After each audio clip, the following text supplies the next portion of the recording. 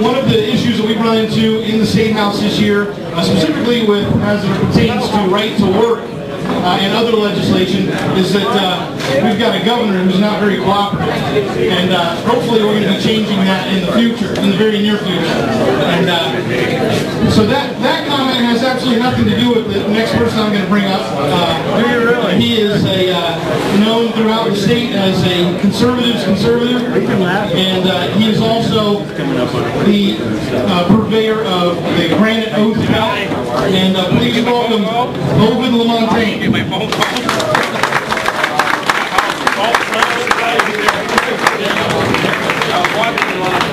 And we had to go. Are you happy to be an American today? Yes. Are we going in the right direction with the Congress we elected in 2010?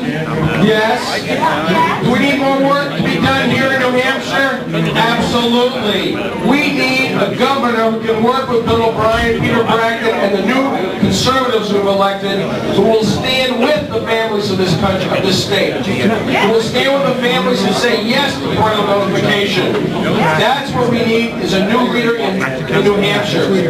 You all know that we're going through a great American Reformation. And that great American Reformation is constitutionally based. The people of this country are resurging and reclaiming their rightful role as sovereign over government. We, the people, are the king in this country and in the state. Government is there to serve us, not to rule us.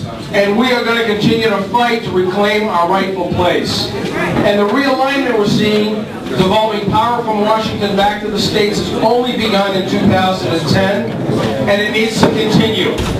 And the best way we're going to make it continue is to make sure that Barack Obama is not re-elected president of the United States in 2012. Are you with me on that? We have a very important role to play here in New Hampshire, and that is to vet the candidates, welcome them into our homes and businesses, but then get behind the most conservative candidate who can win, because it's about winning in 2012, isn't it? Making sure, again, we elect a president who believes in the people, not in government, who believes in responsibility, fiscal responsibility, national security responsibility, and that person is not Barack Obama. It's a Republican, and whoever wins the Republican primary in New Hampshire will go on to win the Republican nomination, I believe, and it's our duty, our role, to make sure we pick the best person. So let's do that in earnest. But then let's also focus on 2012. We have a little unfinished business left from 2010. We elected Republicans in the House, Republicans in the Senate, and we need to have a conversation about who the next governor of New Hampshire should be. And I want to be part of that conversation with you.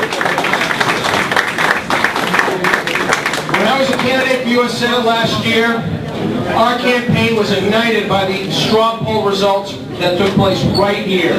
This picnic, this organization is critical for the grassroots. And I want to thank Ed Nail and Mike and the people who organized this, Jane, for what you do as citizen activists. It makes all the difference for us to be owners here.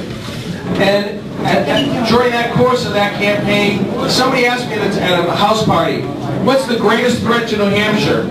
And I said, it's clear what the greatest threat to New Hampshire is. The greatest threat to New Hampshire is the federal government. We need to fight back against the federal government. And we need leaders who are willing to say, Uncle Sam, you don't belong in a classroom, you don't belong in the operating room, and you don't belong in the boardrooms of our state of New Hampshire. Get out of here. And we can only realign the power in this country, devolving power back to the states and the people, if we have leaders at all levels who feel the same way. So I hope, God willing, I'll be a candidate for governor. I hope, God willing, you'll support me, and I know that together we can win in 2012, up and down the ballot. God bless you. God bless America. God bless the great state of New Hampshire. Thank you. Thank you, Governor. I want to get that one in early.